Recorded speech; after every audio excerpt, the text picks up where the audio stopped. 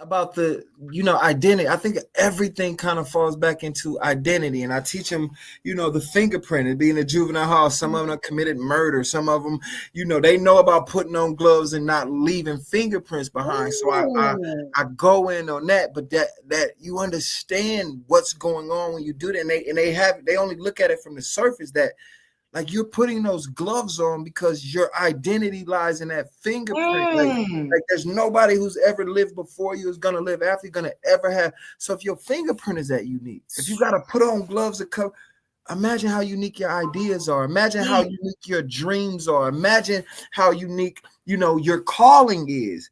But you're putting all these other things. So imagine what gloves you got on your calling's fingerprint. You got to take those, you know what I mean? And just to go back and show them who you are. There's a uniqueness in your story. Though you guys are locked up, like, these are stories. Like, you know what I mean? You know how it feels. And, just to be transparent, like, you know how it feels to stand over somebody with a gun in their face. Like, you know how it like, now imagine if we were directing that scene.